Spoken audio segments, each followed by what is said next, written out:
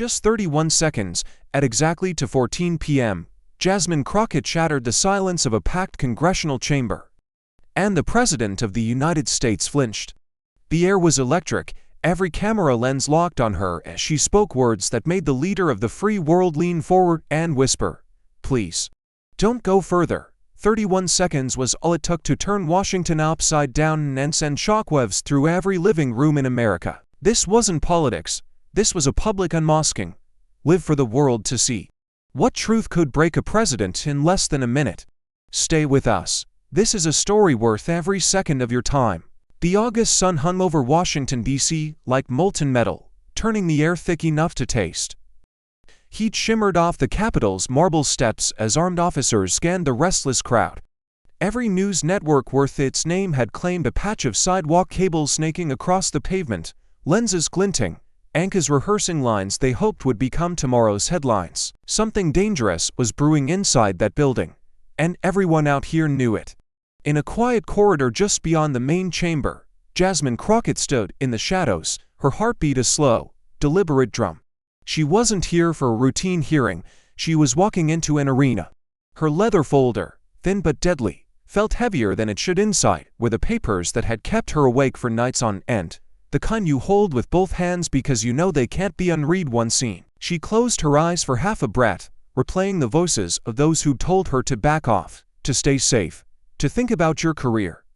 Down the hallway, staffers darted between offices like nervous birds. A young aide brushed past her, whispering, "They say he's already in his seat." Jasmine didn't look up. She knew exactly who he was. Donald Trump, President of the United States, larger than life, and, in her mind, a man who'd gotten away with too much for too long. Today, she intended to make sure that streak ended. The chamber beyond those thick oak doors was already filling, lawmakers settling into their chairs, cameras adjusting focus, murmurs bouncing off the high ceilings. She could almost feel the shift in atmosphere from here, like the static before a lightning strike. Somewhere in that room, the man she had come to confront was waiting, confident as ever, certain he could turn the moment to his advantage. She thought of the communities back home in Texas, of the faces that had sent her here not to play along, but to fight. She thought of the nights in courtrooms defending people whose voices had been silenced, of the elders who told her, "If you ever get the mic, don't waste it."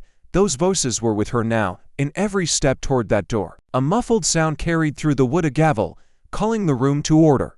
Her pulse quickened, not from nerves, but from the awareness that the next few minutes could shift to ground beneath the presidency itself.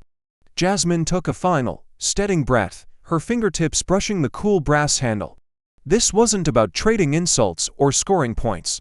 This was about putting truth into the light, no matter how much it burned. She pushed the door. The light from inside spilled into the corridor, sharp and white, washing over her as she stepped into view. Every head turned, every camera tilted, and somewhere, across the room, the president's eyes found hers. What would happen when neither of them looked away? The door hadn't even fully closed behind her before the past came rushing in. Not as distraction, but as armor. Jasmine Crockett hadn't been born into the halls of power. She had fought her way here, brick by brick, case by case. The years as a civil rights attorney were carved into her bones, long nights in cramped courtrooms, defending clients whose names would never make the news, but whose lives hung on her every word. In those days, she'd stood against sheriffs who saw color before law, against bureaucrats who treated minority votes as inconveniences to be erased. And each time, she'd learned something about power. It doesn't yield unless you make it. Her phone, tucked into her palm like a talisman, pulsed with incoming messages. "Give him hell, we're watching. Don't let him talk over you." These weren't just words from friends or political allies. Some were from strangers who had seen her on the House floor, people who believed she was the one who could say what they couldn't. Each vibration felt like a heartbeat that wasn't hers, a reminder she was carrying more than her own future into that chamber. Behind her, a staffer leaned in, his voice low and urgent. "He's going to come at you sideways, mock your tone, your record, maybe even your looks. That's how he works. He wants you rattled before you get to the point." Jasmine didn't flinch. "Then I guess we'll have to make sure he never sees me blink," she said, her voice a razor's edge wrapped in calm. Outside, the streets had transformed into a theater of power. Motorcade engines rumbled like distant thunder, drawing every lens and microphone toward the man they carried.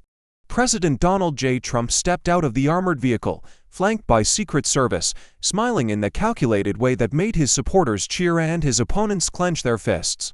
He paused to wave at the cameras, lips moving just enough for the microphones to catch. "Gonna be a good show today." Inside, Jasmine caught sight of the TV feed showing his slow walk up the Capitol steps. Every step felt choreographed, a performance for the crowd. The split screen on the monitors showed her waiting in the wings, the contrast almost too sharp, him soaking in applause, her standing in shadow, steady as stone. It struck her then. Both of them knew the stakes, but only one of them feared the truth. She slid her phone into her pocket, the last text still glowing on the screen. "History doesn't wait." Her hand brushed the leather folder again, and the weight felt different now, not heavy, but ready. Somewhere between her first case in Texas and this moment, she had stopped being the one knocking at the door and become the one holding the key. And in a few minutes, she would decide whether to turn it. Because the question wasn't whether she could bring the president to his knees, it was whether the country was ready to watch it happen. A voice cut through the low murmur behind her. "It's time." It wasn't loud, but it carried the kind of weight that leaves no room for hesitation. Jasmine Crockett's fingers brushed once against the leather folder at her side before she stepped forward. The hallway ahead exploded into chaos, camera shutters snapping like rapid gunfire. Light burst searing into her eyes. Reporters surged forward, voices overlapping in a blur of questions, their microphones reaching like bayonets. She didn't break stride. Every step sounded louder in her own head than the noise outside. Each heel strike a deliberate declaration that she was not here to play defense. The double doors of the hearing room loomed ahead, carved oak gleaming under the corridor lights. As she pushed through, the chatter softened into a thick, tense silence, the kind that presses against your eardrums. The room smelled faintly of polished wood and paper, but beneath it was something else: anticipation, almost metallic in taste. Eyes turned toward her, scanning, judging, calculating. She felt them, but her gaze was already locked across the room. Donald J. Trump sat at the witness table, posture relaxed, suit crisp, the corners of his mouth pulled into that calculated smirk that had unsettled seasoned politicians for years.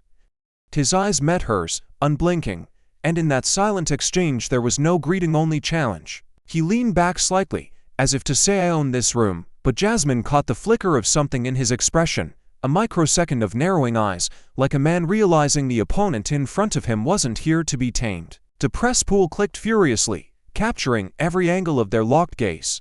A flash went off to her right, and for the briefest moment, she caught his reflection in the glass of a camera lens, his face magnified, his smirk looking more like a mask than confidence.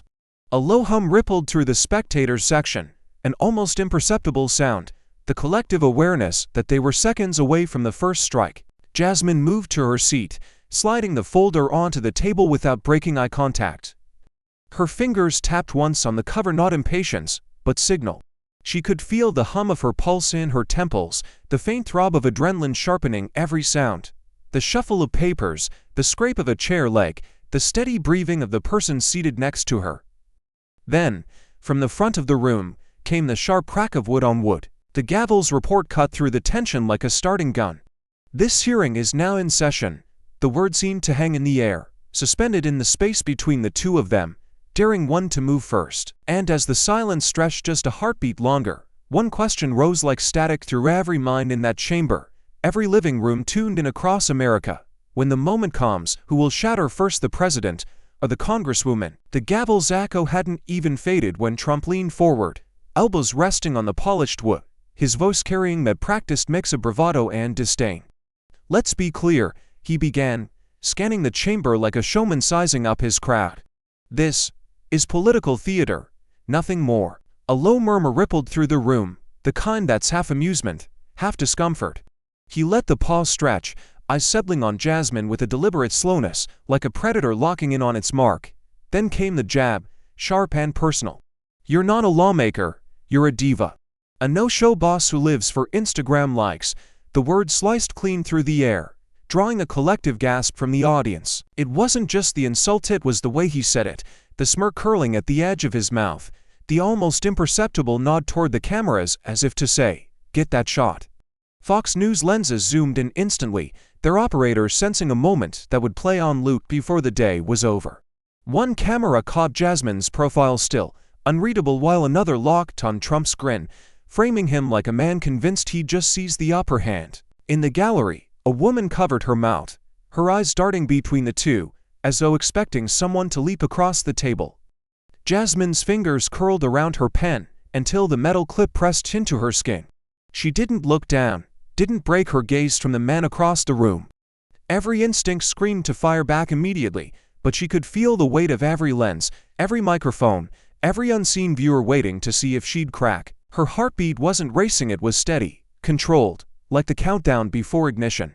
Trump leaned back, draping an arm casually over the back of his chair, the posture of a man who thought he'd drawn first blood. His advisors, seated just behind him, wore the smug half-smiles of loyal soldiers convinced the battle was already tilting their way. One of them scribbled something on a yellow legal pad and slid it forward. Trump glanced at it and chuckled softly, a private joke meant to twist the knife a little deeper. Somewhere in the press row, a camera light blinked red, signaling live feed active. The entire country was now tuned in, not just to the hearing, but to this locked, unspoken duel between two figures who knew exactly what the other was capable of. Trump tapped his fingers against the table, slow, rhythmic, a sound only Jasmine could hear over the hush that had settled. She didn't move, didn't flinch, her pen rested in her grip like a blade-still sheet, waiting for the perfect moment to draw. Across the table, Trump's grin widened just enough to be read as a challenge. And in that suspended instant, with the cameras drinking in every flicker of expression, the stakes crystallized for everyone watching. This wasn't just a clash of politics. It was the opening shot in a fight where only one would walk away unbroken. Jasmine didn't answer right away. The pause was deliberate, measured, letting Trump's words hang in the air long enough for everyone to feel their sting. When she finally spoke, her voice was steady, cool like steel wrapped in velvet. "I don't need Instagram to speak the truth," she said, her gaze fixed on him, not the cameras. The tone wasn't raised, yet it cut through the room sharper than any shout could. Every syllable seemed to draw the audience forward in their seats. Trump tilted his head slightly, as if amused, but there was a flicker, a tightening at the corner of his jaw that betrayed a shift beneath the surface. Jasmine leaned in just enough for her words to feel intimate, dangerous. "What I have, Mr. President," she continued, "is the kind of truth that will keep you awake at night. Not because it's loud, but because once you've heard it, you won't be able to unhear it." The temperature in the room seemed to drop a degree. Somewhere in the back, a cough was stifled. The reporters had gone silent, pens frozen mid-scratch. One of Trump's aides leaned toward him, whispering urgently, but his eyes didn't leave hers. On the split-screen broadcast, viewers at home saw the contrast. Trump's smirk now faint, Jasmine's expression carved with resolve. It was the visual of a lie being drawn, live, for the nation to witness. At that very moment, phones lit up across America. Twitter feeds, Facebook threads, and TikTok clips erupted. The hashtags #Diva vs Donald and #Truth316 shot up the trending list in minutes, each post dissecting her tone, her pose, her refusal to be baited. Some called it courage, others, a trap being set in plain sight. On one left feed, a retired Texas school teacher was heard saying, "She's got something on him. You can see it in his face." Inside the chamber, Jasmine let the silence breathe before she spoke again. "You can call me names, you can question why I'm here. But the truth, Mr. President, doesn't care about titles or insults. And when the truth comes out, it doesn't just touch the person in this chair. It ripples." She let her fingers rest on the leather folder beside her, almost absent-mindedly, but the gesture was enough to make the camera operator zoom in. For a fraction of a second, Trump's eyes flickered toward the folder before snapping back to her face. It was small, but it was noticed by her, by the press, and by millions watching. She had just told the country, without saying it outright, that there was something in there he didn't want to see read aloud. Jasmine leaned back, folding her hands, her gaze unwavering. "So the only question we should be asking," she said, her voice soft but carrying to every corner of the room, "is how much truth you can survive before the night ends." And with that, the battle line wasn't just drawn, it was set to burn. The area in the chamber had shifted, no longer the formal stiffness of a hearing, but the taut, unpredictable energy of a confrontation that could tip into open combat. Senators on both sides of the aisle began to shift in their seats, their body language betraying discomfort. A few leaned toward each other, whispering behind raised hands. Others stared straight ahead, lips pressed into thin lines. They all knew this wasn't staying within the safe, scripted bounds of political theater. On the C-SPAN live feed, the viewer count ticker was climbing so fast it looked animated. Homes, offices, coffee shops everywhere the channel was playing, heads turned toward the screen. The moment was no longer just unfolding in this ornate chamber. It was detonating across the country in real time. At the president's table, the tension was tangible. Trump's advisors exchanged hurried, scrawled notes across yellow legal pads, the shuffle of paper loud in the near silence. One aide's pen trembled slightly as she underlined a word twice before sliding it to him. Redirect, now. Trump glanced down, then back up at Jasmine, his face returning to that carefully constructed neutrality.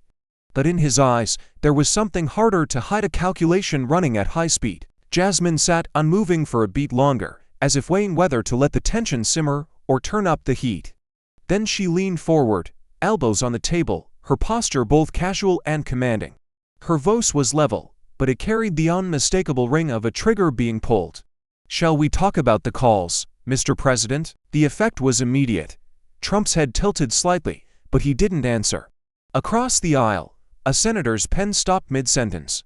In the press section, a photographer's camera clicked 3 times in rapid succession, each flash capturing the micro-expressions crossing his face: tightening jaw, narrowed eyes, the faintest flicker of surprise. Viewers at home erupted online, screenshots of the moment flooded social media, captions ranging from "what calls" to "she's baiting him, watch closely." The hashtags from earlier now had company. Hashtag the calls began trending alongside hashtag truth31sec. Commentators scrambled to speculate, was she talking about classified calls, private campaign strategy calls, something personal? The not knowing was the point, and Jasmine knew it. Trump's hand moved to straighten his tie, but the gesture felt almost like a shield, a way to stall for a second longer. His advisor's eyes flicked between him and Jasmine, reading the air as if trying to predict whether to jump in or let him handle it. Jasmine didn't blink. Her fingertips rested lightly on the leather folder beside her, the silent reminder that she was sitting on something that could detonate the room. "You remember them," she added quietly, her words slow and deliberate, aimed like a precision strike. And just like that, the silence wasn't empty, it was loaded. Everyone in that chamber, and everyone watching across the nation, felt it. A line had been crossed into territory where the next words could not be taken back. The question wasn't just what calls is she talking about. It was how dangerous would it be for him if she said them out loud right now. The words "you remember them" were still hanging in the air when Jasmine reached down and slid a folder onto the table. The thud it made was small, but in the charged silence, it might as well have been the crack of a rifle. Thick, heavy, bound in a dull gray cover stamped with a single word in red, "confidential." The bold letters seemed to pulse under the overhead lights, drawing every eye in the room like gravity. She didn't look at the cameras, her gaze stayed locked on the man across from her. Slowly, she flipped the folder open, her fingers methodical, deliberate, like someone defusing a bomb or lighting one. The first document she lifted was thick with highlighted passages and margin notes. "This," she began, her voice even, "is sworn testimony from a federal whistleblower, dated June 14th of this year." A few senators shifted, and the shuffle of papers in the gallery stopped cold. The statement alleges that the president was present directly on a series of calls in which campaign strategy and federal funds were discussed in the same breath. Trump's jaw moved once, a subtle clench, barely noticeable unless you were looking for it. Jasmine was looking for it. The close-up feed caught it too, broadcasting it in high definition to millions of viewers at home. On split screens across America, his smirk was gone, replaced by something quieter, heavier. She continued, sliding the first sheet aside to reveal a second, this one stamped with the header of an internal memo from the Office of Management and Budget. "This memo," she said, tapping the page with a fingernail, "confirms that specific funds, earmarked for disaster relief, were reallocated within 72 hours of a private call involving members of your campaign staff. Funds that never reached the communities they were promised to." There was a ripple in the gallery, an audible intake of breath, followed by a smattering of whispers. In the back row, A man shook his head slowly, like someone watching a fuse burn toward an explosive. The press section lit up in a flurry of typing, the clatter of laptop keys filling the spaces between her words. Trump leaned slightly toward his microphone. "That's nonsense," he said. But there was no weight behind it, no practiced confidence. His voice landed softer than intended, like it had been sanded down by something invisible.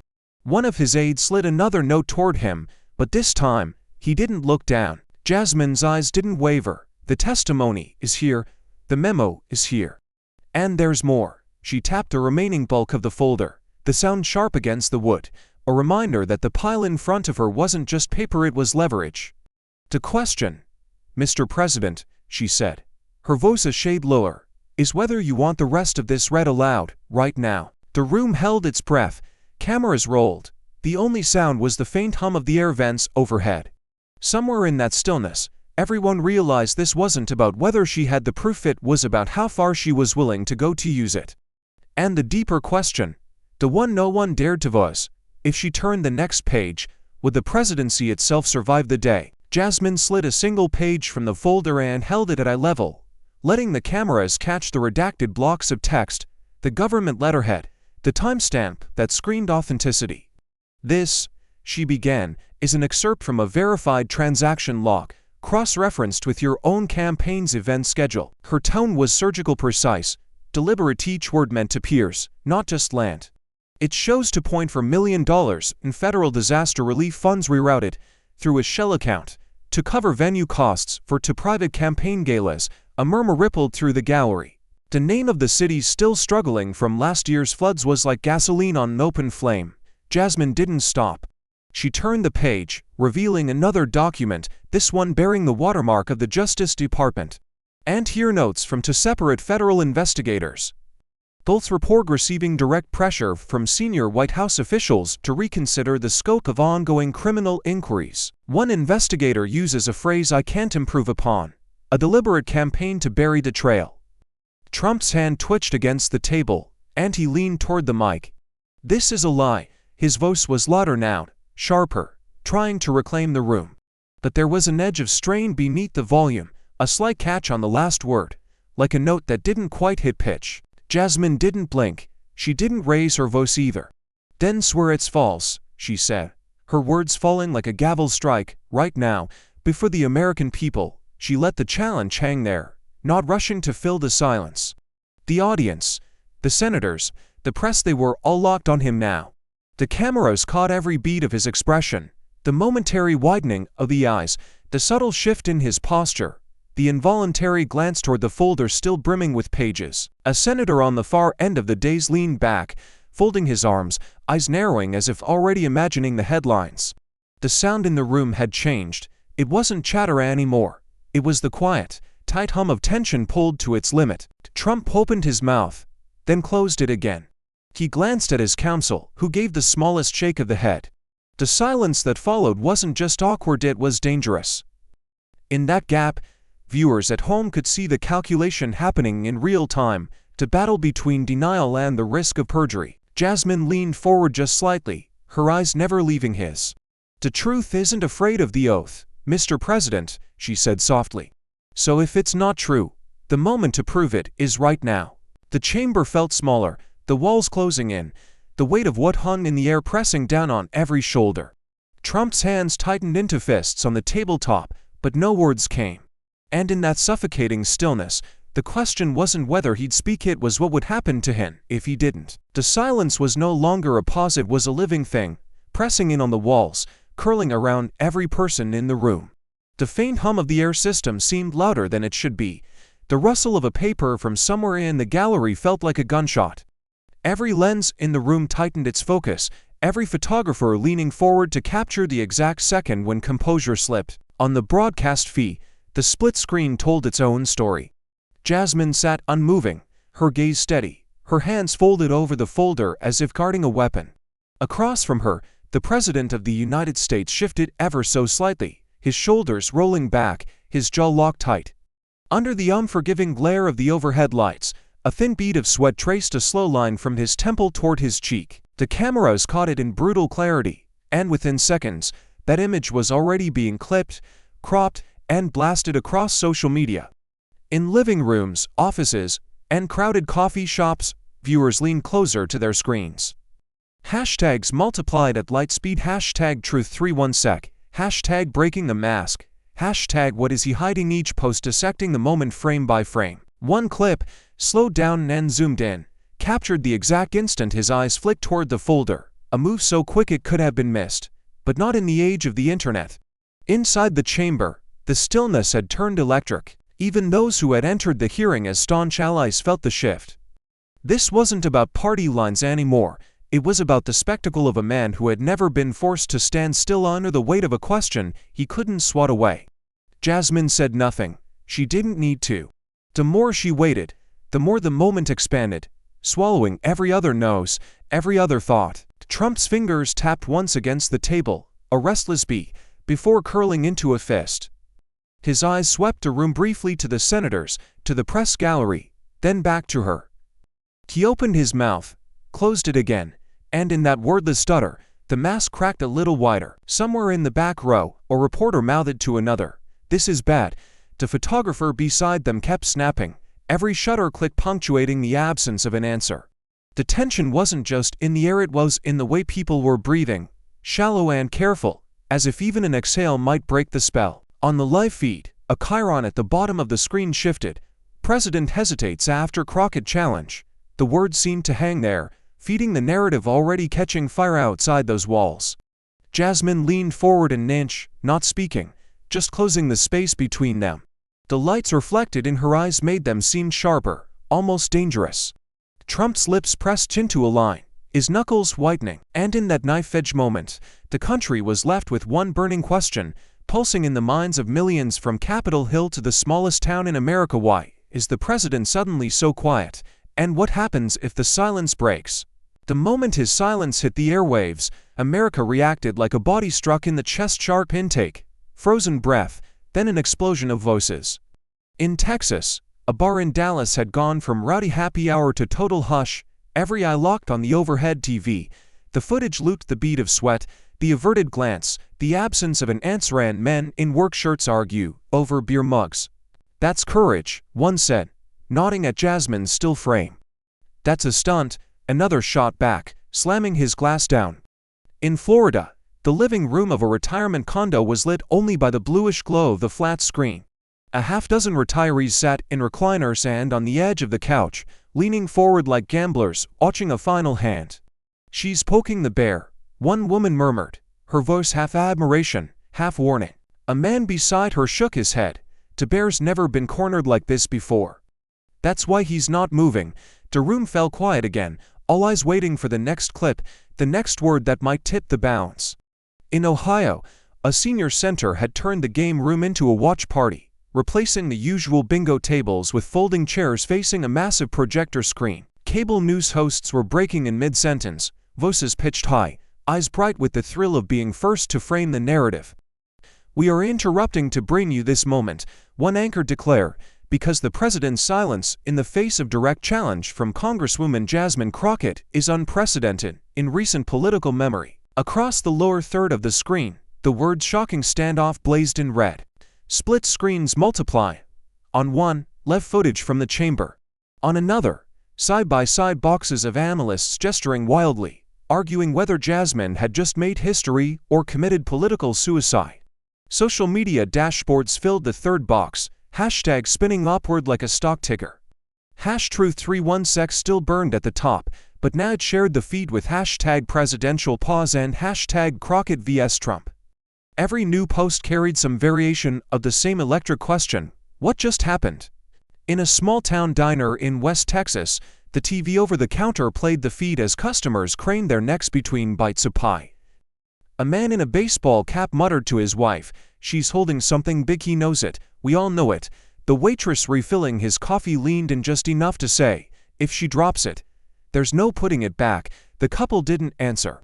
They just kept staring at the screen, waiting for the drop. Back in the news studios, producers barked into earpieces, cutting scheduled segments, ordering live camera feeds to stay on the chamber floor. Even weather reports were postponed.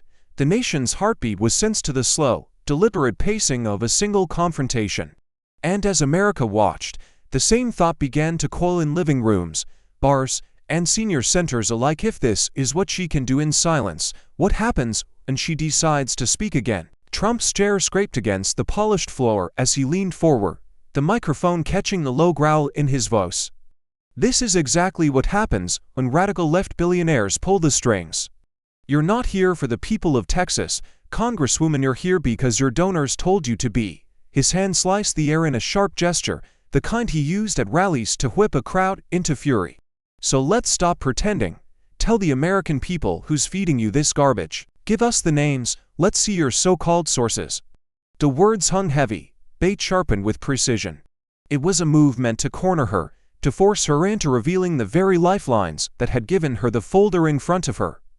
A few senators exchanged knowing glances, recognizing the tactic: shift the target, force the defensive. But Jasmine didn't flinch. Instead, she tilted her head ever so slightly, the ghost of a smile forming, not the smile of amusement, but of a player holding a better hand than the one on the table. Her voice was soft, but it carried clean across the chamber. Not while they're still under threat from your people. The phrase landed like a slap in a silent room. Several members of the gallery inhaled sharply, the implication cutting through the air. This wasn't just about politics. She was accusing the president's orbit of intimidation, of fear as a weapon. Trump's eyebrows rose, the hint of a smirk threatening to return, but it faltered as he studied her face. She didn't look like someone bluffing. She looked like someone who had already counted the cost and decided to pay it. The cameras caught the moment in brutal close-up, his eyes narrowing, her gaze unshaken. In the press row, one reporter mouthed to another, "She just accused him, on live TV, of running a threat operation." Social media exploded again. Hashtags morphing mid-broadcast, hashtag under threat joining the flood alongside, hashtag truth316 and hashtag presidential pause. Analysts on cable news whisper over live footage, their voices barely containing the disbelief. If she can back that up. Trump tried again, leaning back now, voice louder. "That's a dangerous accusation, Congresswoman. Dangerous for you." The warning was clear, but Jasmine only folded her hands on the folder, her smile vanishing into a look that was colder, more deliberate. "It's only dangerous," she said, "if the truth doesn't matter anymore." The words settled into the wood-paneled walls, refusing to leave. Somewhere deep in the chamber, a clock ticked audibly, marking the seconds between the statement and any possible rebuttal. None came. Every lens in the room seemed to zoom tighter on the table between them, the invisible line of battle drawn clearer than ever. And for those watching across the country, the question wasn't whether he could push her off balance, it was whether he had just handed her the very opening she needed to strike harder than anyone thought possible. The chamber felt smaller now, as if the air itself had thickened between them. Jasmine sat perfectly still, her posture straight but unforced, eyes locked on Trump with a focus so unblinking it was almost unnerving. He met her gaze with the same fixed intensity. Jaw set, hands folded in front of him, not daring to fidget. It wasn't just a stare, it was a silent collision of two wills, each refusing to yield an inch, each daring the other to break first. The audience in the chamber seemed to forget how to move. Senators who'd been shuffling papers a moment ago froze mid-motion. Aides stopped their quiet scribbling. Even the guards along the back wall straightened slightly, sensing they were standing inside a moment that could explode at any second. In the press gallery, cameras clicked in slow, spaced intervals, every photographer waiting for the frame that would capture the first crack. Seconds stretched, becoming something heavier, more dangerous. Trump's face didn't change much, but there was a subtle tightening around the eyes, a fractional drop of his chin that betrayed the effort it took to hold steady. Jasmine's expression, by contrast, was unreadable, a mask of calm with something sharp glinting beneath, the kind of look that told anyone watching she wasn't here to simply survive this exchange, she intended to win it. Somewhere in the gallery, a phone buzzed loudly and then went silent, the owner too afraid to move. Outside the chamber, the live broadcast was split across four networks, each commentator speaking in hushed tones, as though afraid to disturb the standoff. Social media feeds poured out slow-motion clips of their locked eyes, captions screaming speculation, hashtag who breaks first, and hashtag Crockett vs Trump now climbing the trending ranks. Trump shifted his hands just slightly, the fingers of his right hand pressing against the table. The motion was small, But to anyone tuned into the tension, it was a tell he was grounding himself, fighting the urge to speak first. Jasmine noticed. The corner of her mouth moved just enough to suggest the shadow of a smile, not mocking, but knowing. The kind of smile that can turn pressure into a weapon. A low creak from one of the wooden chairs was the only sound in the chamber. Eyes darted between the two, waiting for the spark that would set the room ablaze. Every second felt like it could tip into an outburst, a revelation, or a collapse, but neither of them moved beyond that slow, deliberate breathing that kept their nerves locked in place. Then Jasmine's hand shifted, fingertips brushing the edge of the folder, the sound of paper sliding just audible enough for Trump to hear. His eyes flicked just once downward toward it before snapping back up. It was all the confirmation she needed. The question now wasn't whether this battle of wills would end, it was whether, when it did, the first to flinch would lose far more than their composure. Who, in this razor-thin stalemate, would blink first? Jasmine's fingers slid the top sheet from the folder, the sound of paper against paper unnervingly loud in the breathless chamber. The page she held was stamped with the words transcript, restricted access, in bold black type. Every camera in the room zoomed in instinctively, catching the government seal in the upper right corner. She didn't rush. She let the weight of what was about to happen sink in for everyone watching inside these walls and across the nation. Her voice was calm, almost conversational, as she began to read. Private conference call. Date: April 17th. Participants: the President of the United States, senior campaign advisors, and two named cabinet officials. Time: 21:47 Eastern. On the live feed, the network graphics department wasted no time. An on-screen clock appeared in the lower corner, counting the seconds since she began. 03, 04, 05. She flipped to the second paragraph. Quote, "We can't risk the DOJ looking too deep before November. Kill it quietly, and we'll deal with the mess after we're in the clear." Her tone never wavered, but her eyes flicked toward Trump just long enough to register the subtle shift in his breathing. 009, 010. The room reacted in tiny, visible fractures. A senator in the front row raised his eyebrows in shock. One of Trump's aides leaned forward, whispering rapidly to another, their hands shielding the exchange from the cameras. Someone in the gallery exhaled audibly, the sound cutting through the stillness. Jasmine kept going. Quote, "Divert the funds through the committee account. No paper trail that connects back to me directly." Her voice was steady, but each word landed like a hammer strike, the impact rippling outward. 014, 015, 016. On social media, live viewership shot upward in real time. News tickers across networks blared breaking, Crockett reading alleged presidential call transcript. Hashtags multiplied. Hashtag the call, hashtag 31 seconds, hashtag Crockett files, and users began screen recording the moment, posting side-by-side reactions of themselves gasping, covering their mouths, or shaking their heads. Inside the chamber, the air was thick enough to taste. Trump's hands had gone still, but his jaw was tighter now, a faint muscle jumping beneath the skin. Jasmine didn't take her eyes off the page. Quote, "No one outside this call needs to know. If it leaks, we all go down together." 020, 021. The only movement came from the cameras tracking her every shift, the red tally lights blinking like silent alarms. Senators leaned forward slightly, their attention sharpened into points. The words she read weren't just damning, they were a blueprint of intent. By 025, Trump's fingers tapped once on the table, just enough to betray the pressure mounting behind the stillness. Jasmine turned another page, her voice lower now, each syllable carrying a cold precision. Quote, "Handle it. Make it disappear." 027, 028. She lowered the paper just enough for her eyes to meet his. The clock on the broadcast ticked forward, the number glowing red, 029, and in that instant, it was clear to every viewer, from the senators frozen in their seats to the strangers in bars and living rooms, that something irreversible had begun. The only question was how many more seconds it would take before the silence shattered. By the time the clock on the live feed hit 030, Trump's complexion had deepened to a shade that cameras couldn't soften. His jaw was rigid, the vein at his temple pulsing in sharp rhythm. "Stop reading." The command tore out of him, sharper and louder than anything he'd said all day, the kind of sound that made the microphones crackle. But Jasmine didn't stop. Her voice stayed level, steady, slicing through his outburst like a scalpel through fabric. She read the next line without hesitation. Quote, "If Crockett's people start sniffing around, make sure they hit a wall." A ripple moved through the chamber, the sound of restrained gasps and low, tense murmurs. 032, 033. Trump's chair creaked as he leaned forward, both palms pressed flat against the table. His eyes locked on her with the kind of glare meant to burn through steel. "I said stop."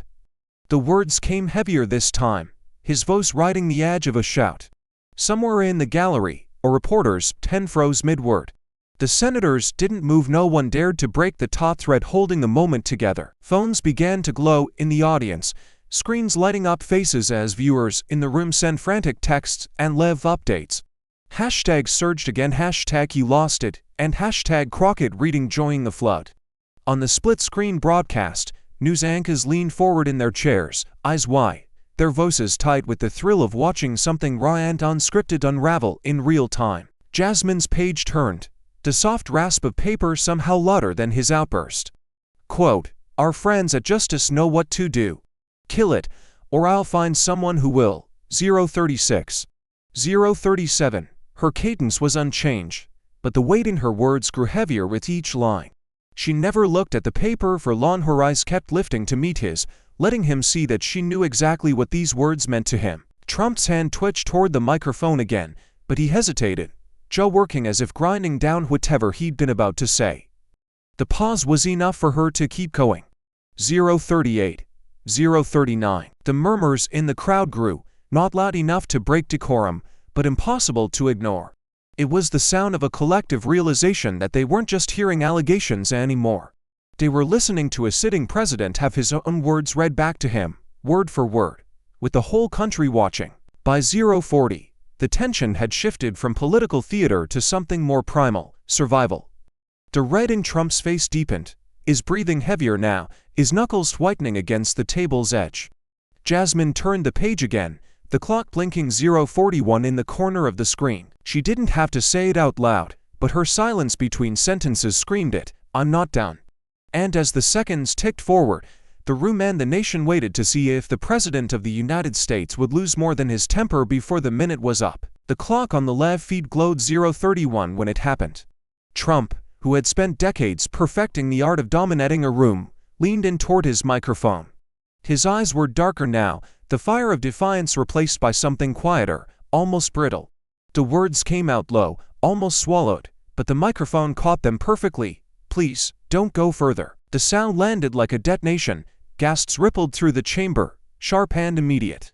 A senator in the second row dropped the pen he'd been holding. In the gallery, a woman clapped a hand over her mouth, as if physically trying to keep the shock from escaping.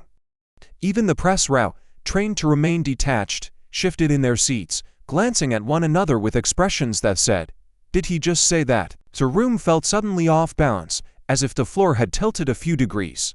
The man who had roared over crowds, steamrolled debate stages, and stared down world leaders had just asked no, pleaded for silence. The power dynamic in the chamber had turned inside out in a single breath. Jasmine didn't move right away. She let the moment breathe, let it expand until every corner of the room was filled with the sound of that one word "please" echoing in memory. On the split-screen broadcast, millions of viewers saw the contrast. Trump leaning forward, his voice low, almost swallowed by the tension, while Jasmine sat motionless, the page still in her hand, her gaze locked on him like she was measuring how much weight those 3 syllables carried. In living rooms across the country, people leaned closer to their screens. On social media, the clip was already exploding, replayed in slow motion, subtitled for emphasis. Hashtag pleased and hashtag what made him big began climbing the trending charts. Some called it a crack in the armor, others called it the start of something bigger. Inside the chamber, the silence after his words was unbearable. You could hear the faint hum of the air conditioning, the quiet shuffle of someone adjusting in their seat, the almost imperceptible sound of a camera lens zooming tighter. The chairperson glanced between the two of them, but didn't interrupt. No one wanted to break the spell. Jasmine finally set the page down, her hand moving in slow, deliberate motion. She didn't look away from him. When she spoke, her voice was soft, but every word was edged with steel. You're asking me to stop because you know what's coming next? It wasn't a question, it was an indictment. Trump's lips parted, but no sound came. The tension was so thick it felt like even the air was holding its breath. Somewhere in the back, a phone buzzed against a wooden bench, the sound loud in the quiet, a reminder that the world outside these walls was already dissecting every frame. The page still lay before her, the ink black against the white, the next line hidden from all but her eyes. And as millions watched, one question seared into the collective mind of the nation: what was in that next line that made the President of the United States plead for it never to be spoken? The gavel struck to adjourn, but the sound barely registered over the chaos already unfolding beyond the chamber walls. Trump's legal team moved like a pit crew under pressure, phones pressed to ears, aides whispering in rapid bursts, laptops snapping open as press releases were drafted in real time. One advisor barked orders: "Get Fox on the line now. We control the framing before this runs wild." Another slid a printed statement toward the president, but he pushed it back without looking, eyes locked in a glare that seemed aimed at no one and everyone at once. Outside, the corridors were a crush of reporters shouting questions, lenses swinging toward any moving body. In the middle of it, Jasmine's team closed ranks, guiding her through the swarm with the precision of people who knew every second would be captured and replayed. A young staffer leaned in close as they walked, voice trembling with adrenaline. "You just made history," another, older and more cautious, murmured, "and now we have to survive it." By the time she reached her office, the world beyond Capitol Hill had already erupted. Screens lit up with headlines: President pleads for Crockett to stop scrolling under split-screen debates, where talking heads shouted over each other. Social media had gone feral. The hashtags were now wall of fire. Hashtag #PleaseDONT, hashtag Crockett Files, hashtag Truth31sec, each one fueled by millions of views. Her chief of staff stood at the door, phone in hand, his expression a blend of pride and concern. "We've got voicemails piling up, hundreds, maybe more. Supporters, journalists, and threats." He didn't need to elaborate. They'd been here before, though never on this scale.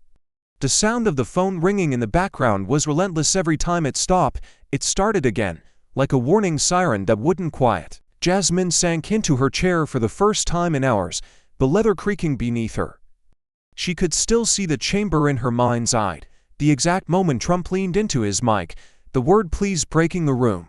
She knew it would be the clip that lived on far longer than any speech, but she also knew what came with it: retaliation, spin, the slow grind of political warfare fought behind closed doors. In another wing of the Capitol, Trump's senior staff huddled in a tight circle, voices low but urgent. "We pivot hard," painted as a stunt, question the authenticity of the docs, attack her credibility. Someone suggested an immediate rally, to reclaim the narrative with the base before the image of him pleading could calcify.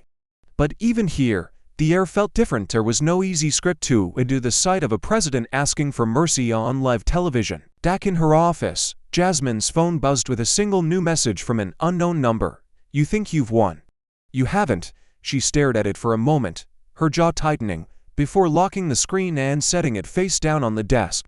Outside her window, the sun was beginning to dip, casting long shadows over the city. History had been made, but history was never without consequence. And as night crept over Washington, one truth became clear: whatever battle had just ended, an even more dangerous one was already beginning. By nightfall, the 31-second clip had swallowed the news cycle whole. Every major network ran it on a loop, dissecting it frame by frame as if it were evidence in a criminal trial.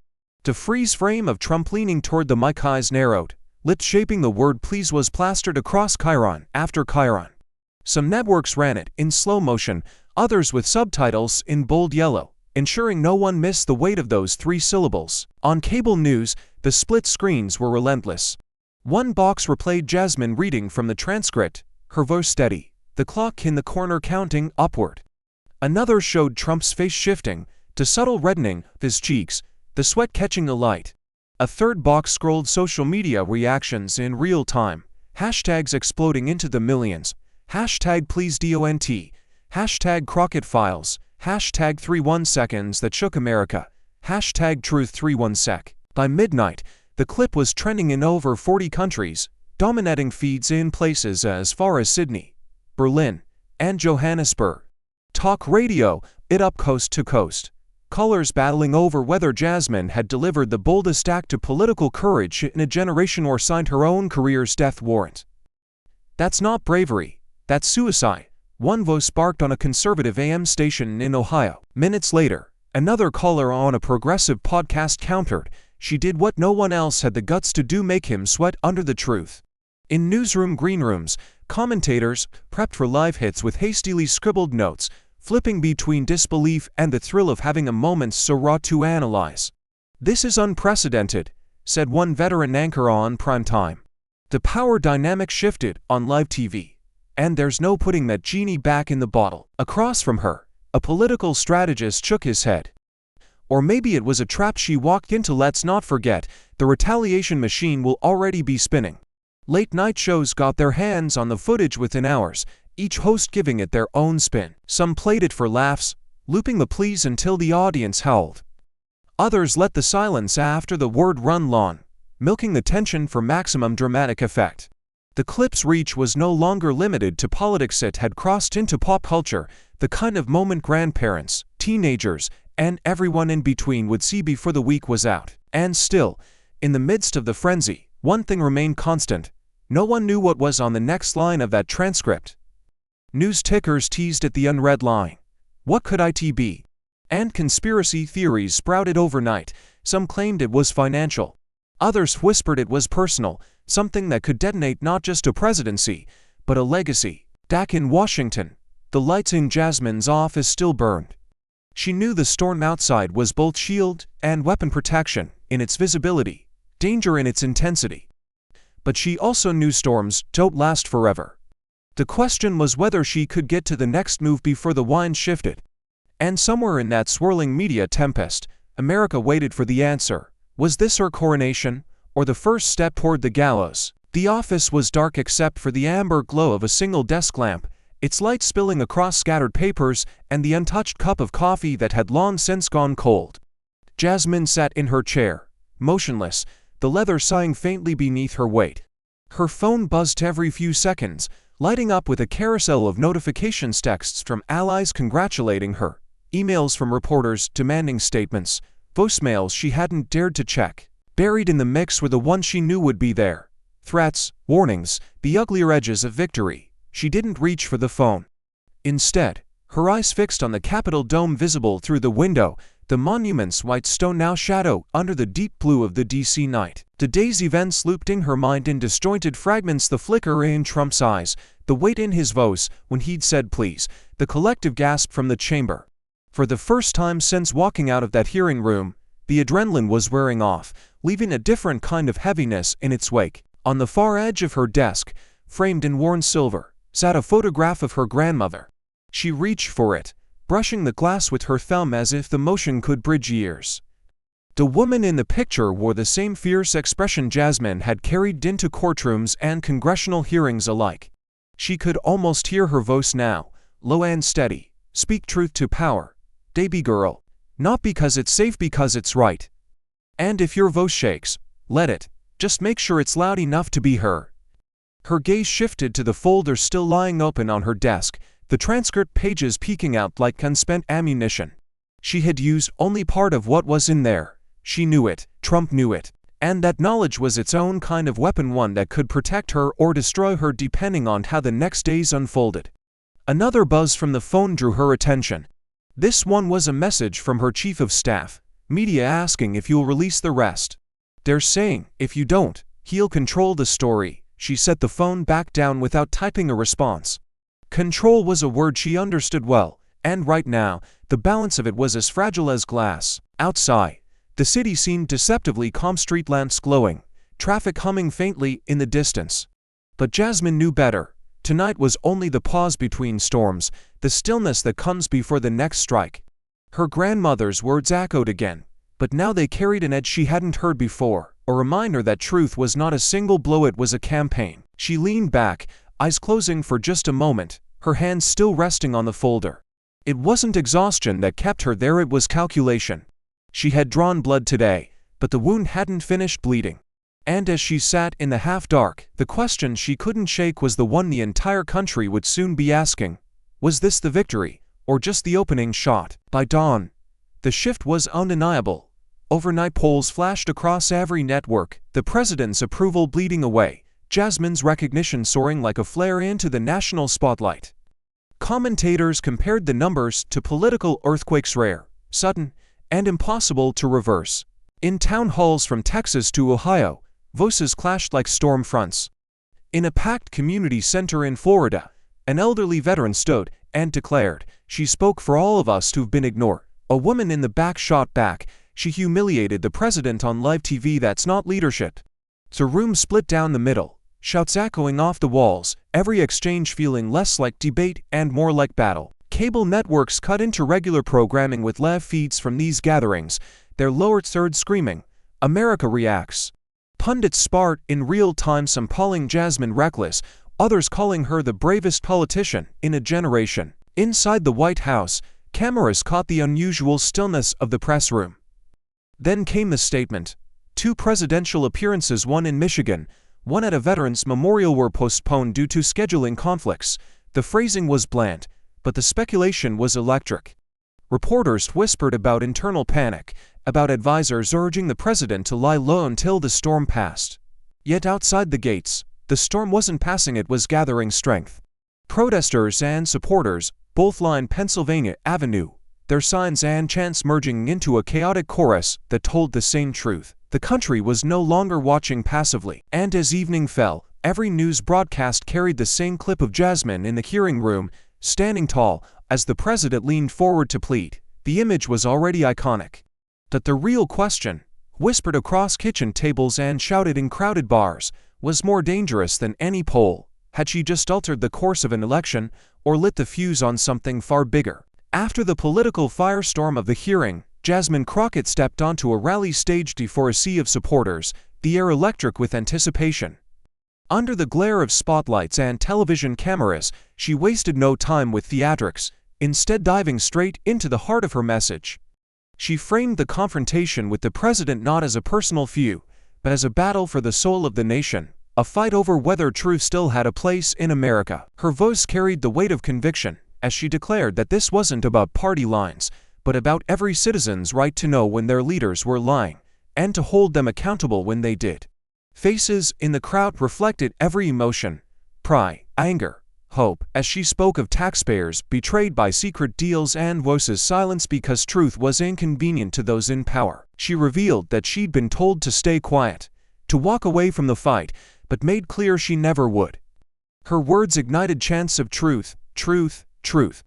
That shook the rally, and she closed with a promise: as long as she had a voice, no one would silence it. Then came the cinematic closing moment.